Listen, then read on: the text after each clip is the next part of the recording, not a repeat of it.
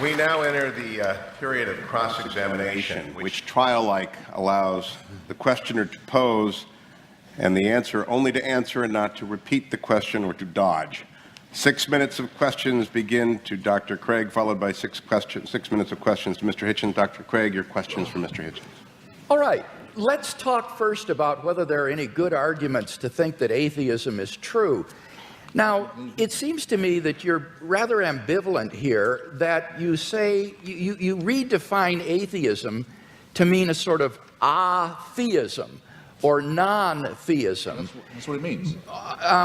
But how do you distinguish then the different varieties of non-theism? For example, what is normally called atheism, agnosticism, or the view of verificationists that the statement God exists is simply meaningless?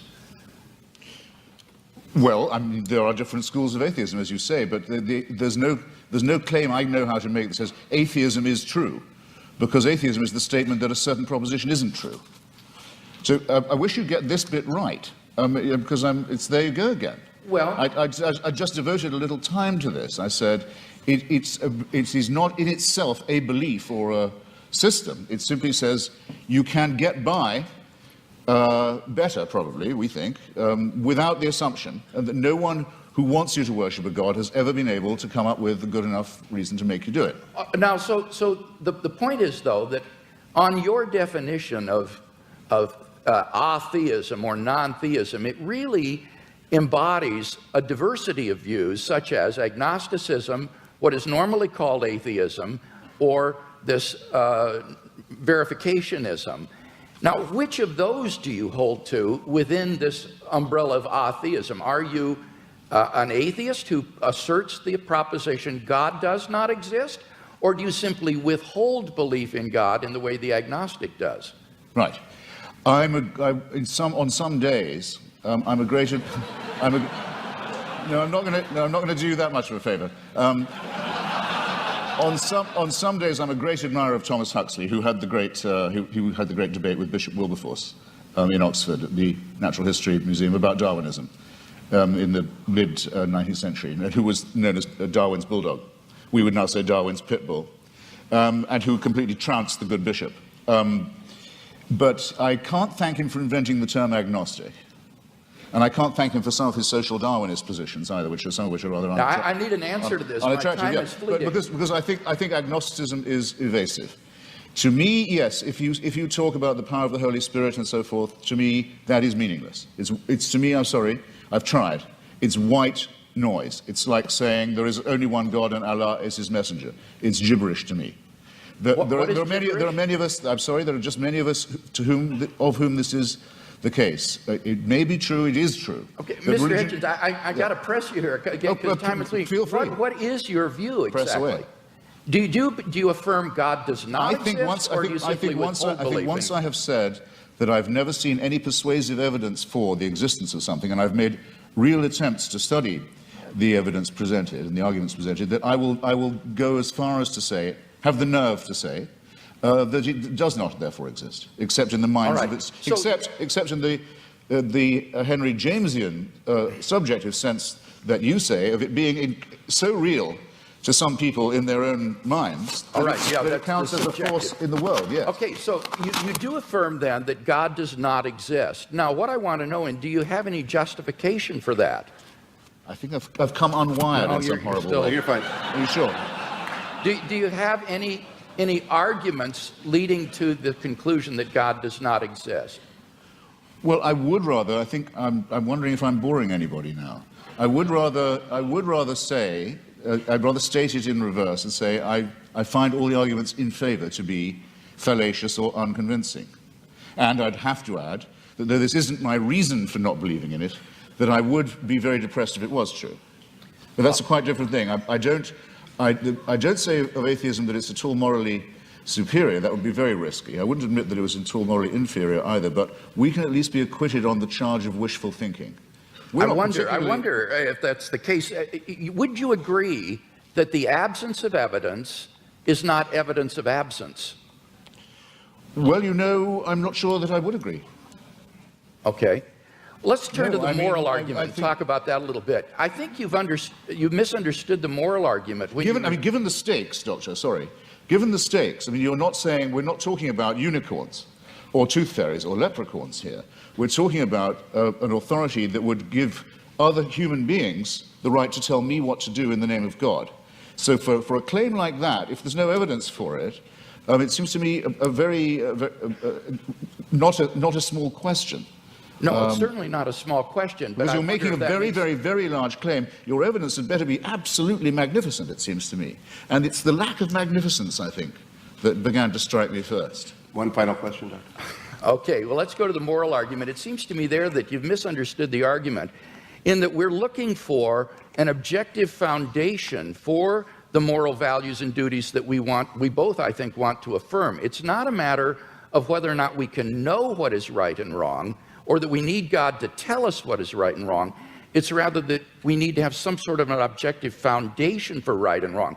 Wouldn't you agree on your view? It's simply the sociobiological spin-offs of the evolutionary process, and that therefore these do not provide any sort of objective foundation for moral values and duties.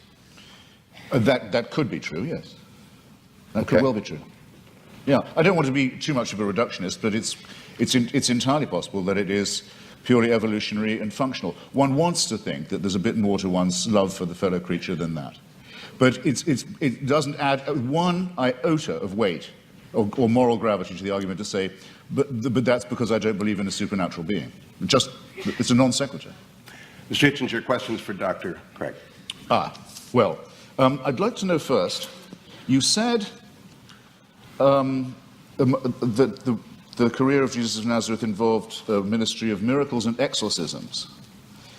When you say exorcism, do you mean that you believe in devils too?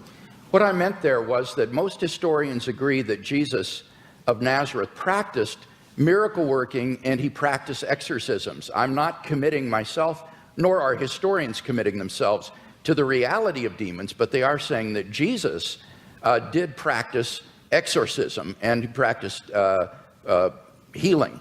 So you believe that Jesus of Nazareth caused devils to leave the body of a madman and go into a flock of pigs that hurled themselves down the Gadarene slopes into the sea? Do I believe that's historical? Yes. Right. That would be sorcery, wouldn't it, though? No, it would be an illustration of Jesus' ability to command even the forces of darkness, and therefore an illustration of the sort of divine authority that he was able to command and exercise. This, as I say, is illustrative of this unprecedented sense of divine authority that Jesus of Nazareth had, that he even could command the forces of darkness and that they would obey.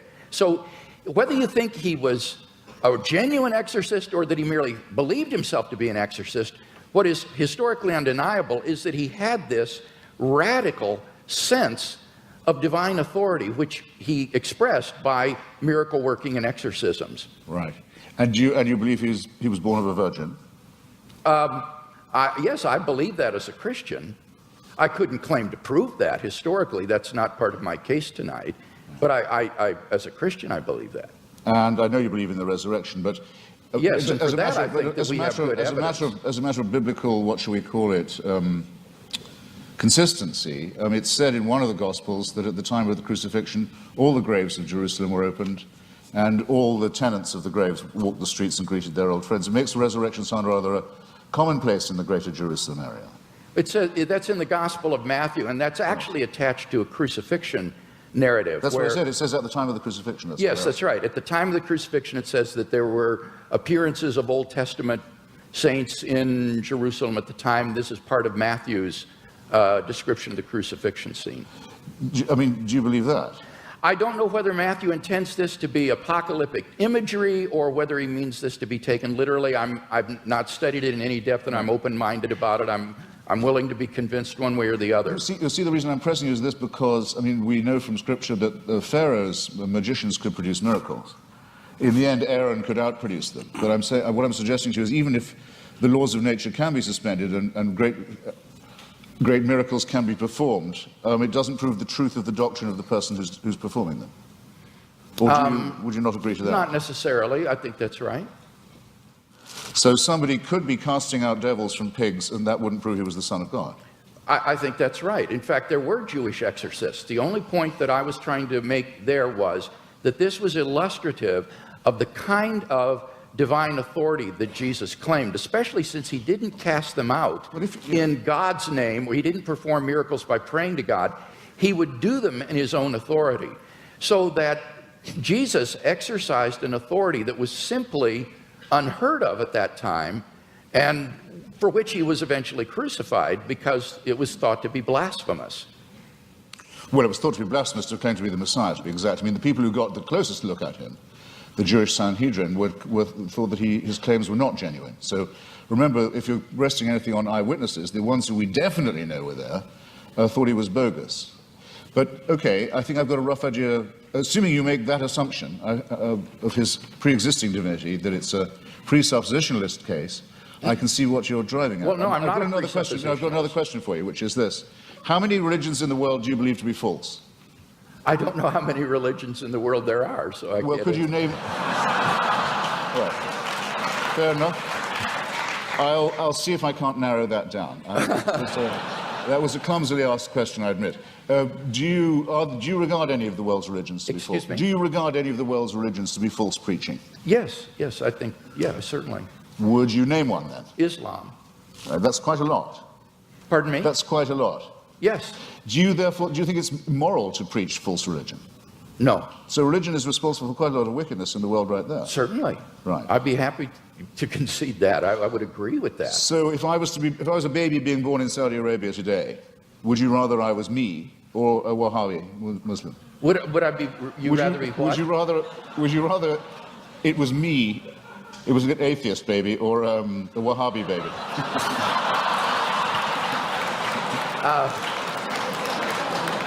I don't have any preference as to whether you would. You do. As bad as that. Okay. Are there any? I've only got a few seconds. It's a serious question. I shouldn't squander it. Are there any Christian denominations you regard as false? Certainly. Could I know what they are? Well, I'm not a Calvinist, for example. I think that certain tenets of Reformed theology are incorrect. I would be more in the Wesleyan camp myself. But these are differences among brethren. These are not differences on which we need to put one another in some sort of a cage. So within the Christian camp, there's a large diversity of perspectives. I'm sure there are views that I hold that are probably false. But I'm trying my best to get my theology straight, trying to do the best job, but I think all of us would recognize that none of us agree on every point of Christian doctrine, on every dot and tittle. Before Mr. Hitchens succeeds in launching another series of religious wars among Christians, let's get to the responses. 7 minutes are each. Dr. Craig, it is your 7 minutes. Okay.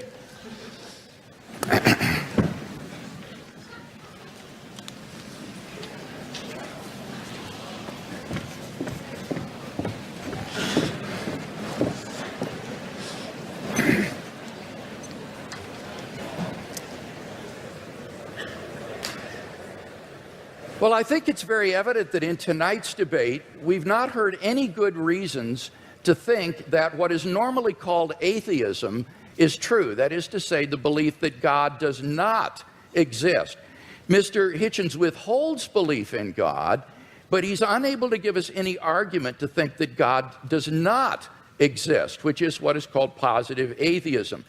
Now, he does mention that the human species has been here for 100,000 years, but I've already responded to that. What's crucial there is not the number of years, it's the population. And only 2% of the population of the earth has existed before Christ. And during that time, God is not indifferent to the lot of those people. Rather, he is preparing humanity, preparing the world for the advent of Christ so that in the fullness of time, Christ would come into the world. And those people who lived apart from Christ, God cared for them as well and provided for them. The Bible says, ever since the creation of the world, God's invisible nature, namely his eternal power and deity, has been clearly perceived in the things that have been made. Paul says that from one man, God made every nation of men, that they should inhabit the whole earth. And he determined the times set for them and the exact places that they should live. He did this so that men would seek him and perhaps reach out for him and find him, for he is not far from each one of us, for in him we live and move and have our being. So that those who lived before Christ were covered by the death of Christ, they were covered by his atoning sacrifice, and God will judge them on the basis of the information that they had in their response to general revelation. Similarly, for those who haven't heard of the gospel yet today, they will be judged on the basis of the information that they do have and how they respond to that.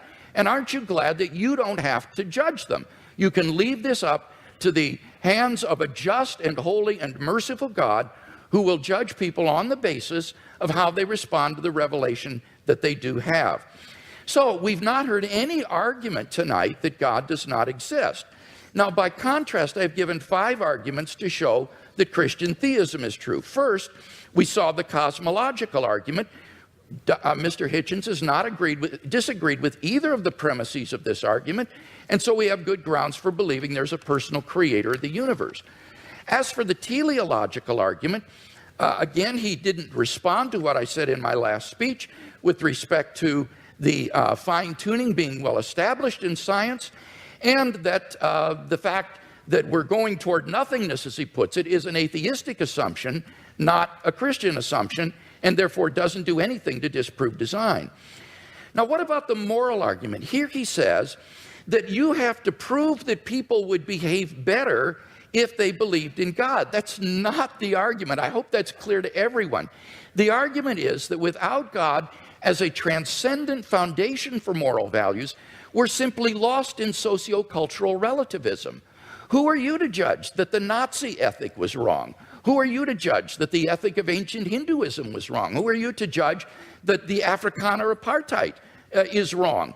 This is all just the result of sociocultural evolution, and there is no transcendent objective standard apart from God, and that's what God delivers for us. Now, Mr. Hitchens says, name one moral action that an unbeliever could not take. Well, that's trivially easy. If God exists, there are all kinds of moral duties that we have that the unbeliever could not recognize. At the panel discussion last week in Dallas, when Mr. Hitchens demanded that someone name such an action, a pastor on the panel immediately piped up, how about tithing?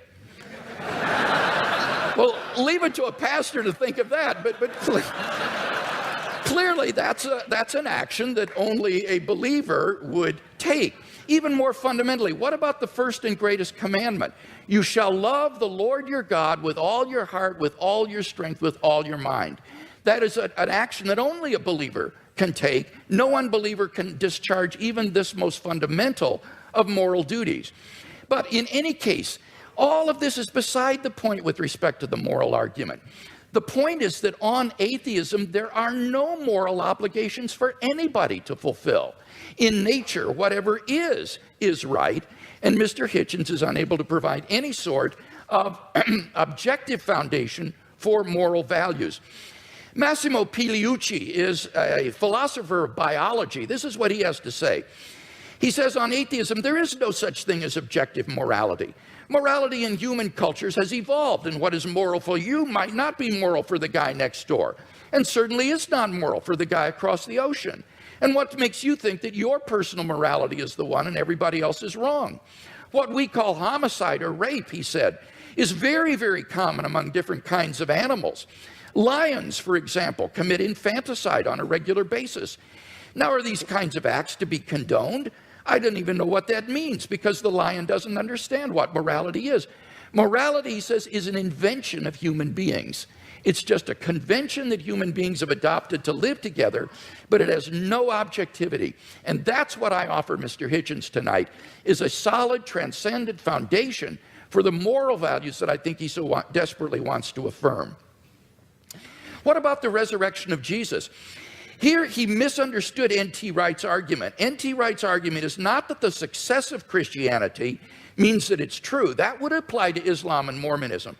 Rather, N.T. Wright's argument is that the origin of the disciples' belief that God had raised Jesus from the dead is so un-Jewish, it is so uncharacteristic, that you have to explain what would bring them to adopt so radical a mutation of Jewish belief as belief in a dying Messiah and a rising Messiah. And he says the only thing he can think of that would explain this is the empty tomb and the post-mortem appearances of Jesus. And that's why Wright concludes that these have a certainty that is comparable to the fall of Jerusalem in AD 70. So you've got to get the argument right if you're going to deal with it. And in fact, I think the only explanation of these facts is the one the disciples gave, that God raised Jesus from the dead. Finally, the immediate experience of God has remained untouched. God is real to me. And unless I'm delusional, I'm perfectly within my rational rights to believe in God on the basis of this experience, just as I believe in the reality of the external world or the reality of the past on the basis of my experience. So I think in sum we've got 5 good reasons for believing that Christianity is true, no reason to think atheism is true, and therefore I think Christianity is clearly the more rational worldview.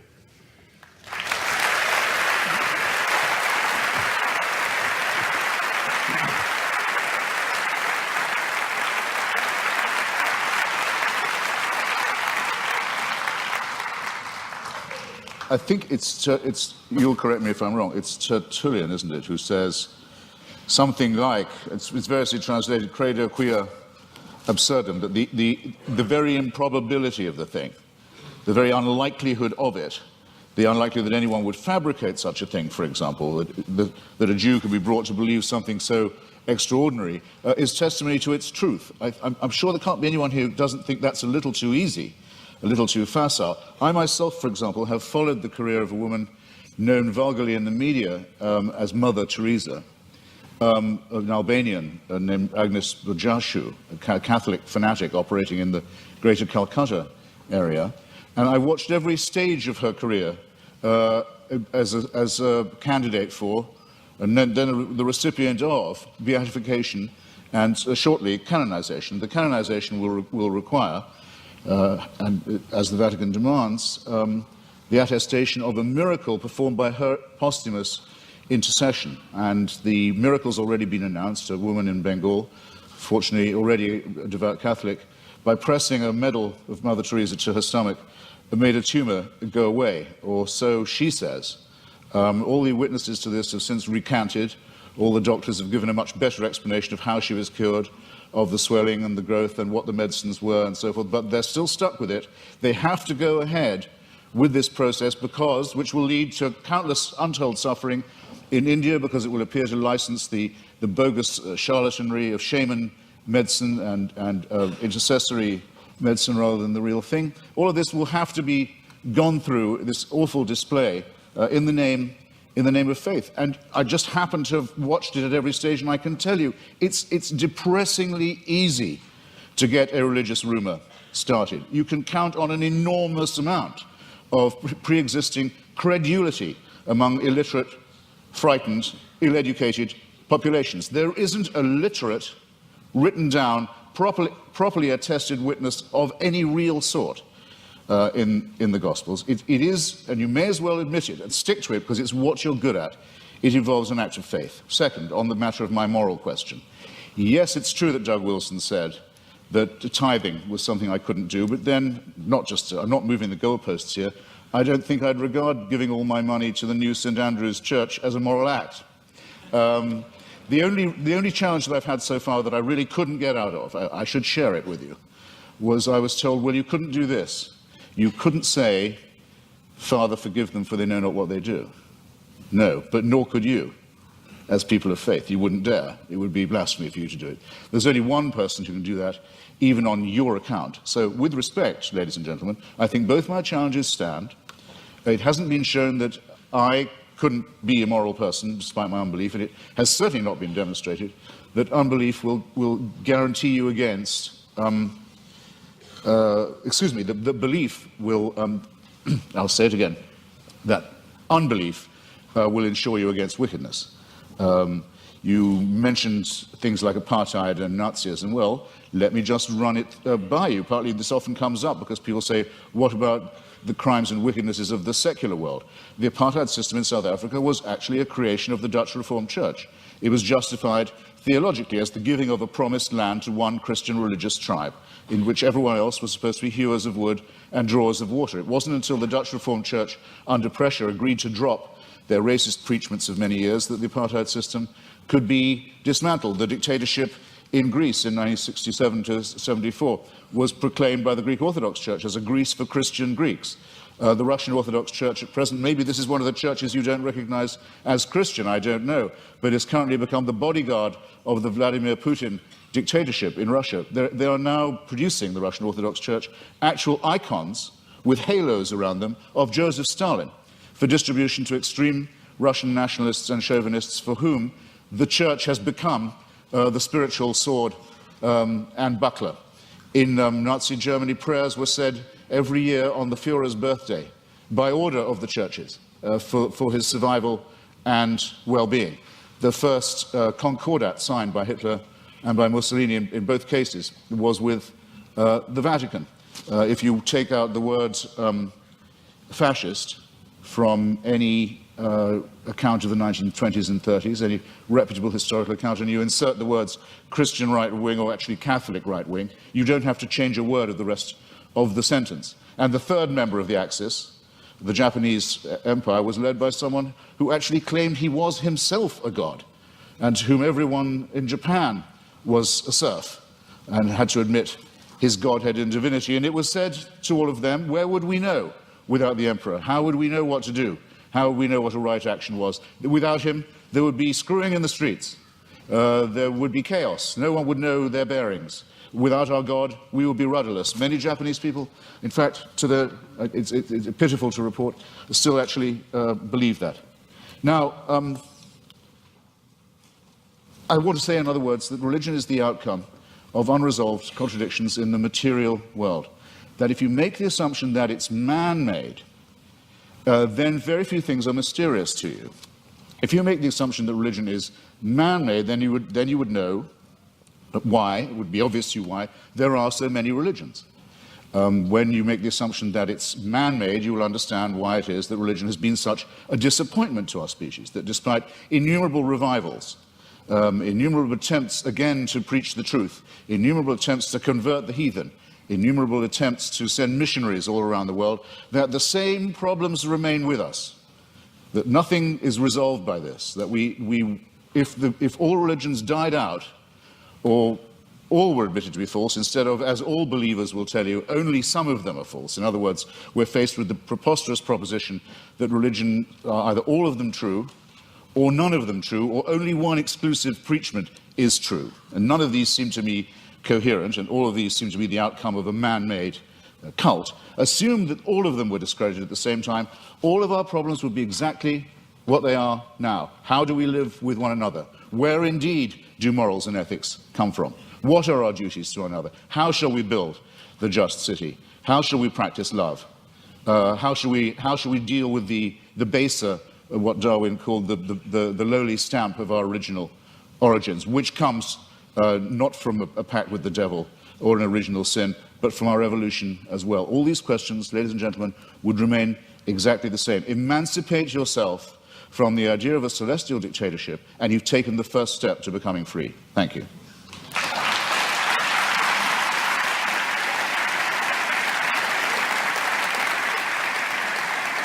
Dr. Craig, your closing argument, 5 minutes.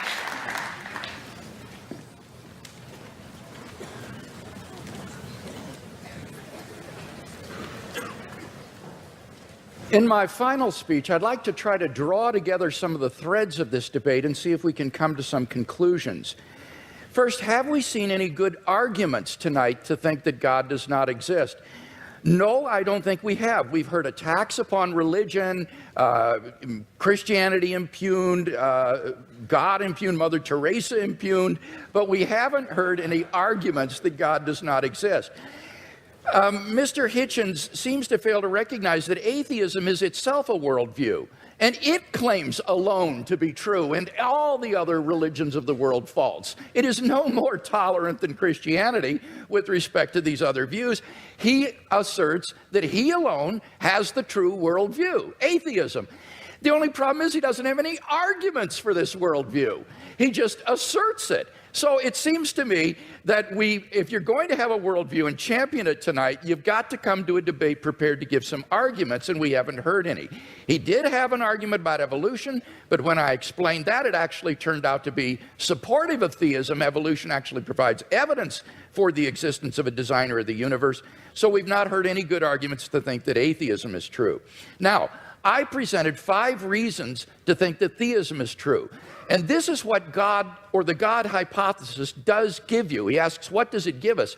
It explains a broad range of human experience, philosophical, ethical, scientific, historical, experiential.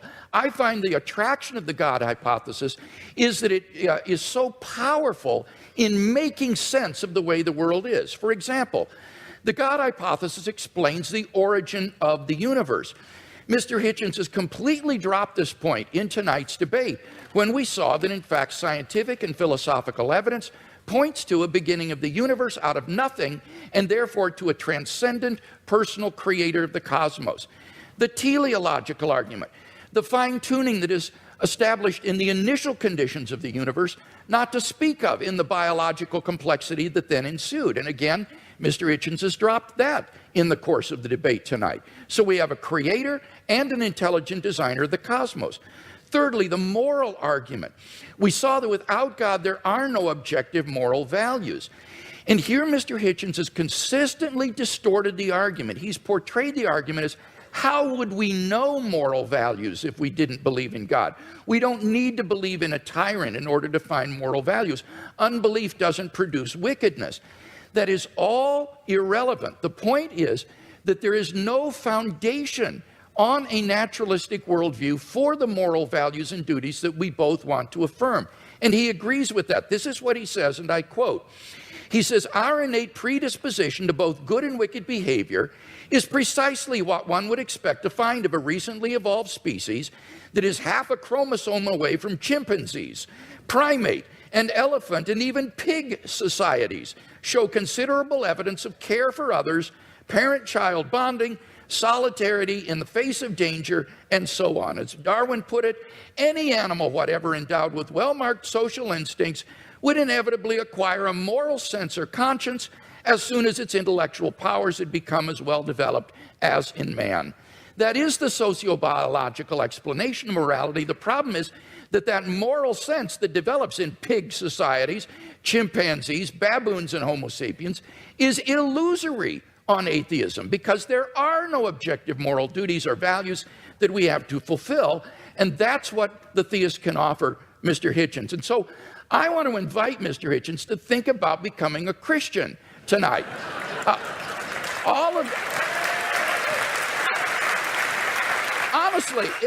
Honestly, if he is a man of goodwill who will follow the evidence where it leads, all of the evidence tonight has been on one side of the scale. And he wants to affirm objective moral values, so why not adopt theism? The resurrection of Jesus has gone unrefuted. The argument is not that it's too improbable to be false. The argument is that you need a historically sufficient explanation to explain why the disciples came to believe this. And there isn't one apart from the empty tomb and appearances. It's not a matter of rumor, because the empty tomb was public knowledge in Jerusalem. It would be impossible for Christianity to flourish in Jerusalem in the face of an occupied tomb. Finally, the immediate experience of God. If there's anybody watching or listening to the debate tonight who hasn't found God in a personal, experiential way, then I want to invite you as well to think about becoming a Christian. I became a Christian as a junior in high school, and it changed my entire life. And I believe that if you'll look into it honestly with an open mind and an open heart, that it can change your life as well.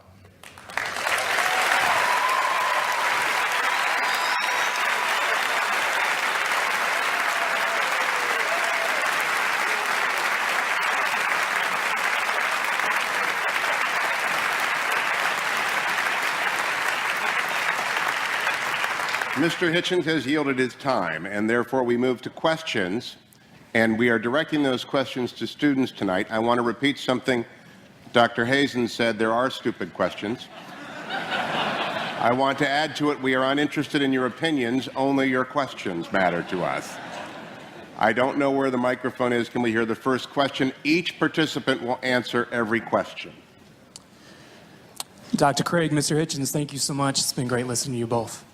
My question is for Mr. Hitchens. Mr. Hitchens, in your book, God is Not Great, you say that, quote, there are 4 irreducible objections to religious faith, end quote. The third being that religious faith, quote, is both the result and the cause of dangerous sexual repression, end quote. So here's my question for you. Is it good that the Bible prohibits humans from having sex with animals? Or is that an example of dangerous sexual repression?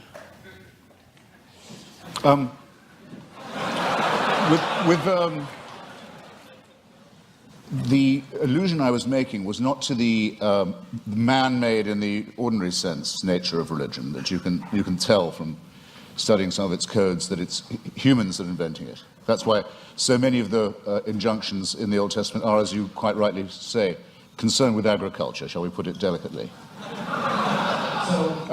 But it's more that it's men-made, that it's designed to keep women in subordination. But could you answer the question? Do you Yes. think the Bible is right to prohibit humans from having sex with animals?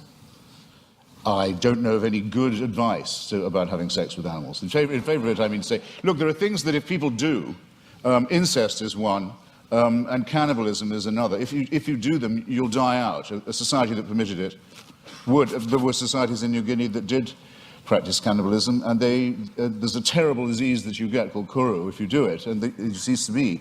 It's, if you like, there are some rules that are self-enforcing. That's not what when I was talking about sexual repression, I was talking about the enormous number of prohibitions on sex between men and women, and on the evident fear of female sexuality, and the superstitious dread, for example, of female menstrual blood, things of this kind. Dr. Craig, your assessment of that question and answer. Well, I think the question illustrates that apart from God, whatever is in nature is right. There is no thing barred in nature if there is no sort of objective moral code. So the question is a good one because it illustrates that here is a guideline for sexual expression that is very good for human beings and not something that's meant to be repressive or harmful to human beings. In fact, the studies I've seen says that religious people have more fun with sex than people who are not religious, and it's actually shows that they are more sexually satisfied in marriage and so forth. So I think the question makes a good point. I think I have to have another bite at this.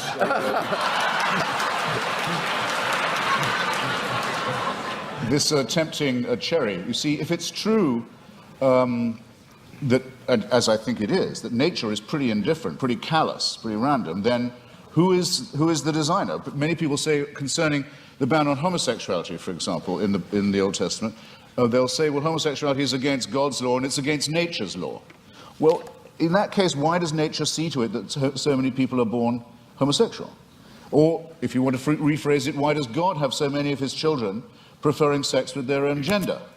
It doesn't help. It doesn't, in clarifying and elucidating this, it doesn't help to assume a supernatural authority. Whereas, if you look at the reasons given by Maimonides and the other sages for the practice of circumcision, it is precisely to dull and to blunt the sensation of an organ which I don't think even, well, I'll leave it there. Our next question. It's explicitly designed, in other words, to reduce sexual pleasure, make it more of a painful duty than a celebration. Well, you asked for it. I don't want to misrepresent myself. I was a student here and graduated.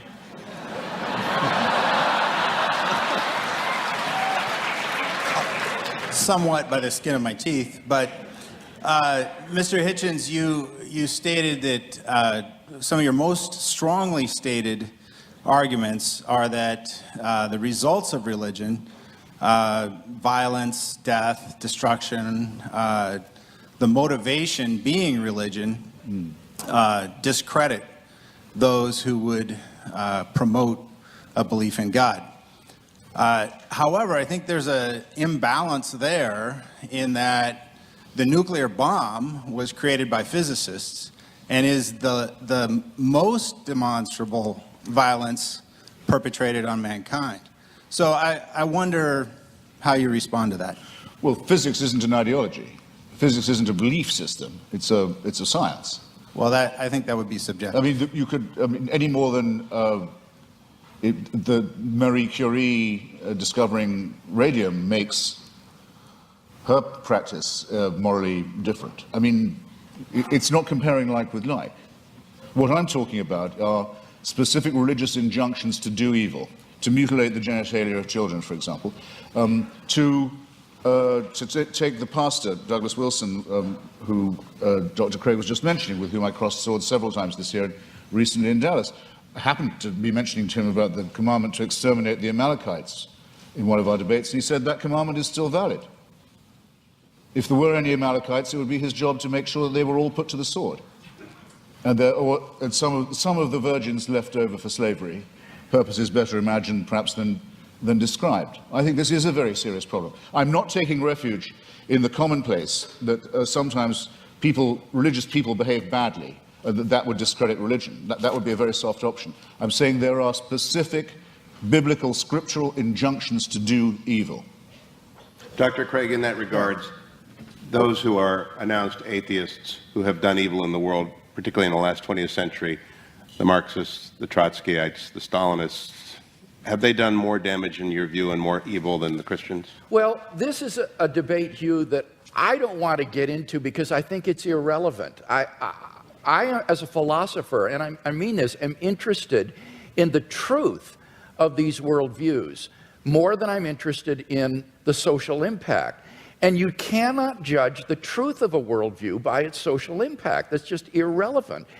Bertrand Russell, in his essay, Why I'm Not a Christian, understood this. Russell said, you cannot assess the truth of a worldview by seeing whether it's good for society or not. Now, the irony was, when Russell wrote that back in the 20s, he was trying to refute those who said that you should believe in Christianity because it's so socially beneficial to society. It was just the mirror image of Christopher Hitchens' argument, where saying you shouldn't believe in it because it's socially detrimental to human culture.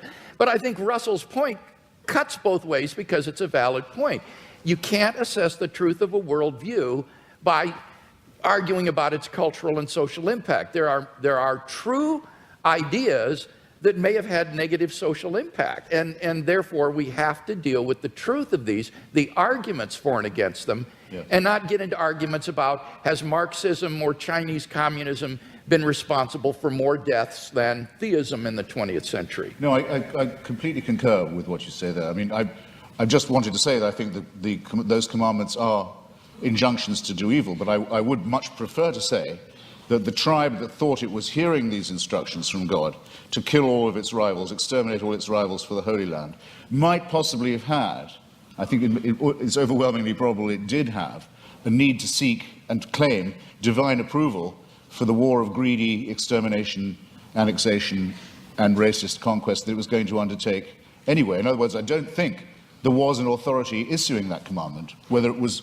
morally good or otherwise, as a matter of truth. But I would add, and I think the concession is very well worth having, that there is absolutely no proof at all that Christianity makes people behave better. And wait a minute, I didn't concede Even though that. that's What I irrelevant said, to I wasn't going to argue that because it's irrelevant, but by no means did I concede that.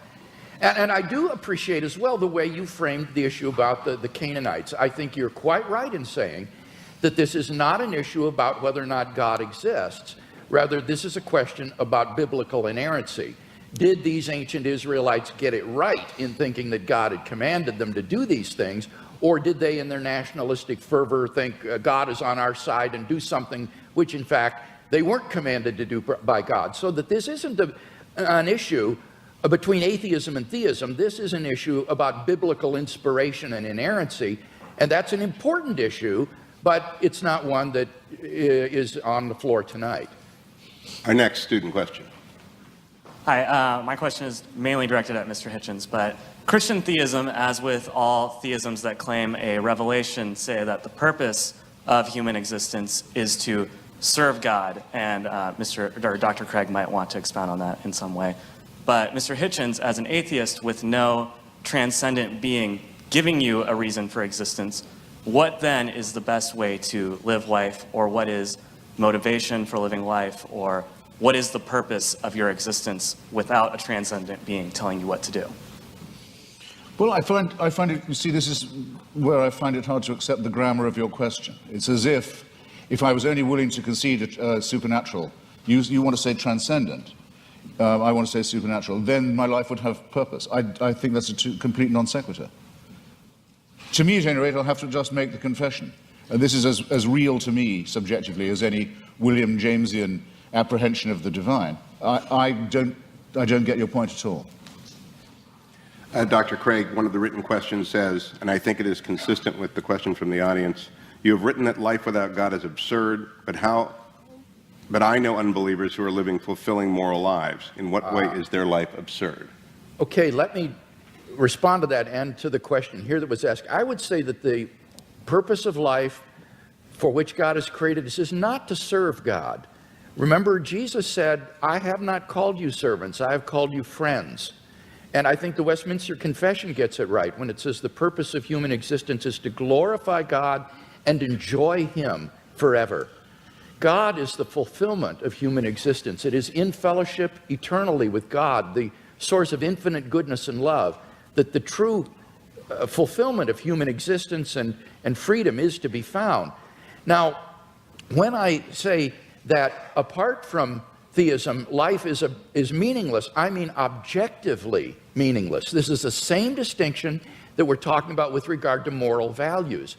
I'm saying that on atheism, there is no objective purpose for human existence. As Mr. Hitchens recognizes, eventually the universe will grow cold, dilute, dark, and dead as it runs down toward maximum entropy and heat death, and all human existence and life will be extinguished on an atheistic view of the future of the universe. There is no purpose for which the universe exists. The litter of a dead universe will just expand into the endless darkness forever, a universe in ruins. Now, of course, one can still live one's life as an illusion, thinking, well, the purpose of life is to, say, hit 40 home runs and steal 40 bases every year, in the major leagues, and you draw the meaning of your existence from that. But that's not really the meaning of your existence. That's just a subjective illusion. In fact, your existence on atheism is objectively meaningless. So that's the distinction that I was making. Again, it's between objective and mere subjective illusion. Well, I think it has it exactly the wrong way around. You see, as I was beginning to say earlier, we didn't have time in the question period.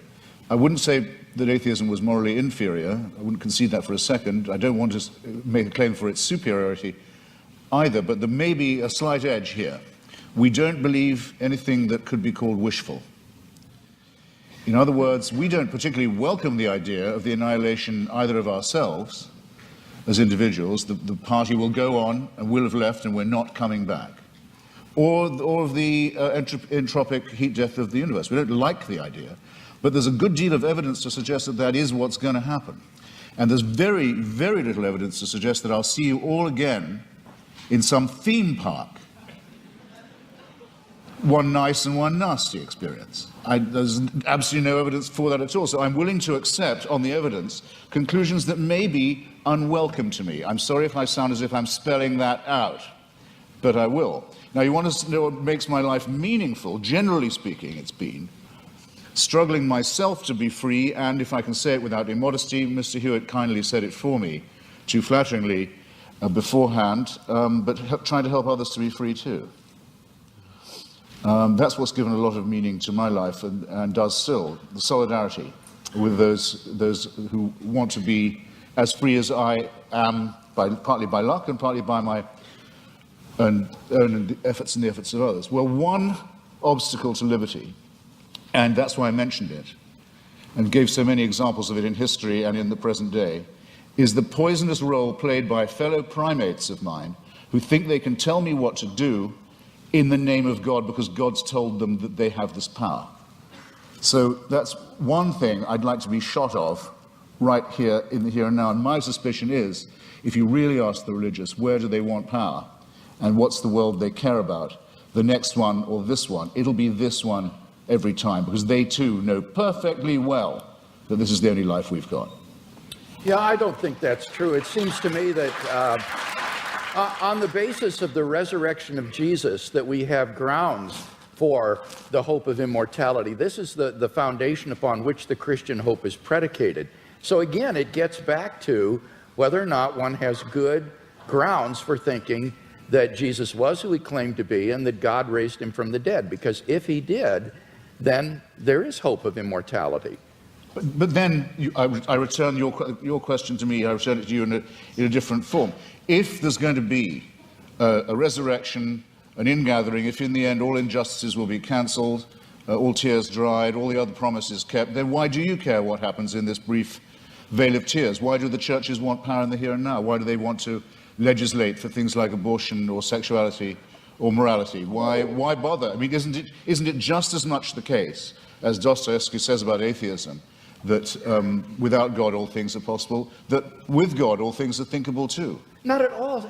As Dostoevsky said, if there is no immortality, all things are permitted, he said, because it all ends up the same, it all comes out in the wash the same.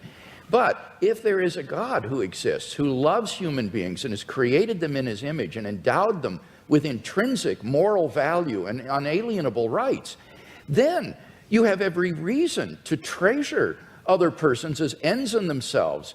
And the desire of pro-life persons to champion the lives of the unborn or the lives of the dying isn't a power grab, Mr. Hitchens. It's because they genuinely care about the lives of innocent human beings that they believe are being wantonly destroyed. So it's a very positive motivation. Agreed, but there are perfectly good humanist motives for doing all those things, and if you want to have a reason for caring about the survival and health and well-being of others, the idea that you might depend on them for the only life you've got, and they on you for solidarity, is just as good an explanation for right action. But per contra, if people think God is telling them what to do, or they have God on their side, what will they not do? That's what I meant by the reverse of the Dostoevsky question. What crime will not be committed? What offense to justice and to reason and to humanity is not regularly committed by people who are convinced that it is God's will that they do that? If they commit such atrocities, it is only because they act inconsistently with their worldview rather than in line with it. Jesus would not have been a guard at Auschwitz or someone who would take away the human rights of another person. You need to ask what kinds of actions are sanctioned by a worldview. And on atheism, as Dostoevsky said, it seems everything is permitted. Humanism, without God as a basis for humanism, is just a form of speciesism, a bias in favor of your own species. I think Christianity affirms the real basis for humanism. Auschwitz is the outcome of centuries in which the Christian church believed that the Jewish people had called for the blood of Jesus of Nazareth to be on their head for every generation. It's only in one verse in the Bible, I know, but it happens to be the verse the church picked up on. I don't say Jesus would have been a guard there. That's not the point. The point is that this is not an aberration of religion. It is a scriptural injunction, as is the one to kill the Amalekites, as is the one to mutilate the genitals of children. The issue is, would Jesus have been a guard at Auschwitz? Because insofar as people who claim to be his followers were guards at Auschwitz, they were acting inconsistently and in defiance of the ethic of Jesus of Nazareth. Well, you should tell that to the Vatican. I mean, we know Paul Johnson, in his very friendly history of Christianity, says that up to 50 to 60% of the Waffen-SS were practicing, confessing Catholics in good standing. No one was ever threatened with discipline by the church, with excommunication, for example, for taking part in the final solution. The only Nazi ever excommunicated by the church was Joseph Goebbels, and if you like, I'll tell you why. To the student. His wife was a divorced Protestant. He was going to tell us anyway. Excuse me, Christianity does have some standards. Next student. Hi, I'd just like to thank both of you guys for being here. And in the interest of fairness, I know I'm playing devil's advocate here, pun intended, but I think since almost all of the questions are going to be directed towards Mr. Hitchens, I think we should have one for Dr. Craig. They're all for both of us. For Dr. Craig, what do you think about Epicurus' argument that if God is omnibenevolent, omniscient, and omnipotent, if he knows about kids in Africa and that are born with AIDS, what do you think about him suggesting, him not intervening and him not changing that fact? That's a question that I've always struggled with. So I'm just wondering, could you expand on that, and I'd also like your input on it? The problem of evil and suffering has been greatly discussed by philosophers, and I think there's been genuine progress made in this century on this problem. I think it's important to distinguish between the intellectual problem of suffering and the emotional problem of suffering, because these are quite different from each other. In terms of the intellectual problem of suffering, I think that you need to ask yourself, is the atheist claiming, as Epicurus did, that the existence of God is logically incompatible with the evil and suffering in the world? If that's what the atheist is claiming, then he's got to be presupposing some kind of hidden assumptions that would bring out that contradiction and make it explicit, because these statements are not explicitly contradictory. The problem is no philosopher in the history of the world has ever been able to identify what those hidden assumptions would be that would bring out the contradiction and make it explicit. On the contrary, you can actually prove that these are logically compatible with each other by adding a third proposition, namely that God has morally sufficient reasons for permitting the evil in the world. As long as that statement is even possibly true, it proves that there's no logical incompatibility between God and the suffering in the world. So the atheist would have to show that it is logically impossible for God to have morally sufficient reasons for permitting the evil and suffering in the world, and no atheist has ever been able to do that. So the logical version of this problem, I think, is widely recognized to have failed.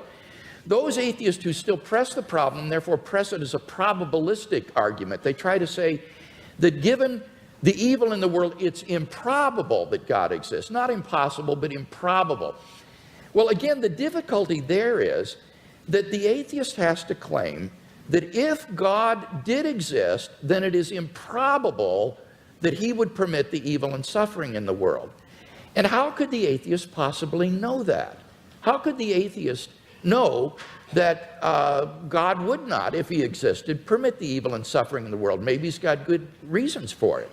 Maybe, like in Christian theism, God's purpose for human history is to bring the maximum number of people freely into his kingdom to find salvation and eternal life. And how do we know that that wouldn't require a world that is simply suffused with natural and moral suffering? It might be that only in a world like that, the maximal number of people would freely come to know God and find salvation. So the atheist would have to show that there is a possible world that's feasible for God, which God could have created, that would have just as much salvation and eternal life and knowledge of God as the actual world, but with less suffering. And how could the atheist prove such a thing? It's sheer speculation. So the problem is that as an argument, the problem of evil makes probability judgments which are very, very ambitious and which we are simply not in a position to make with any kind of confidence. Now, I recognize that that philosophical response to the question doesn't deal with the emotional problem of evil. And I think for most people, this isn't really a philosophical problem. It's an emotional problem. They just don't like a God who would permit suffering and pain in the world. And so they turn their backs on him. What does Christianity have to say to this problem? Well, I think it has a lot to say. It tells us that God is not some sort of an impersonal ground of being or an indifferent tyrant who folds his arms and watches the world suffer. Rather, he is a God who enters into human history in the person of Jesus Christ. And what does he do? He suffers. On the cross, Christ bore a suffering of which we can form no conception. Even though he was innocent, he bore the penalty of the sins of the whole world. None of us can comprehend what he suffered. And I think when we contemplate the cross of Christ and his love for us and what he was willing to undergo for us, it puts the problem of suffering in an entirely different perspective. It means, I think, that we can bear the suffering that God calls upon us to endure in this life with courage and with optimism for an eternal life of unending joy beyond the grave because of what Christ has done for us. And he will give us, I think, the courage and the strength to get through the suffering that God calls upon us to bear in this life. So whether it's an emotional issue or an intellectual issue, I think ultimately Christian theism can make sense out of the suffering and evil in the world. As the clock winds down, I reserve the last question for myself, Mr. Hitchens. Just on the devil's advocate point, when the Vatican asked me to testify against Mother Teresa, I discovered, which I did, I discovered that the office of devil's advocate has been abolished now. So I come before you as the only person ever to have represented the devil pro bono.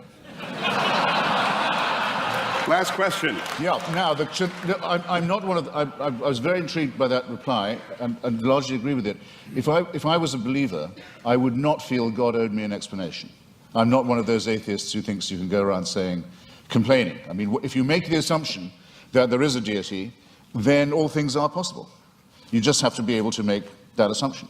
At our debate in Dallas the other day, I mentioned the case of Fräulein Freisel, the Austrian woman who was imprisoned in a dungeon by her father for a quarter of a century and incestuously raped and tortured and kept in the dark with her children for 25 years. And I asked people to imagine how she must have beseeched him, how she must have begged him, and how the children must have, and how they must have prayed, and how those prayers went unanswered, and those beggings and beseechments went unanswered for 25 years. And Douglas Wilson's reply to me was, God will cancel all that, and all those tears will be dried. And I say, well, if you're capable of believing that, then obviously what that woman went through and her children went through was perfectly worthwhile. And her father was all that time, without knowing it, and apparently not particularly wishing it, an instrument of the divine will. And as I have said to you before this evening, had occasion to say, you're perfectly free to believe that if you wish. To conclude. I do. You could, Mr.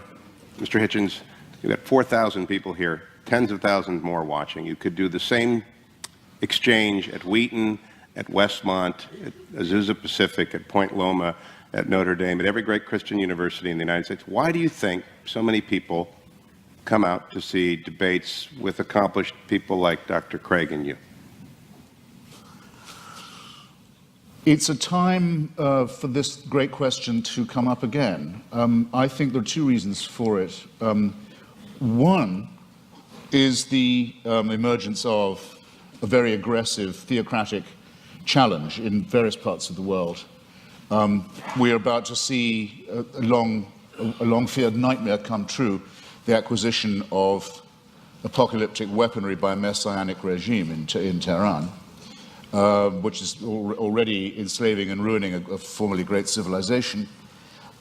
We see the forces of Al-Qaeda and related jihadists ruining the societies of Iraq, of Afghanistan, Pakistan. We see Jewish settlers stealing other people's land in the name of God in the hope that this will bring on a messianic combat and the return of the Messiah. And even in our own country, we're not free from people who want to have stultifying nonsense taught to children in school and in science class. So there's that. It's in the news all the time. And then there's the existence of a very small group, of which I'm very proud to be a part, that says it's time to take a stand against theocratic bullying and is willing to go anywhere to debate these matters and put these great questions to the proof. So, and thank you for giving me the chance. Yeah,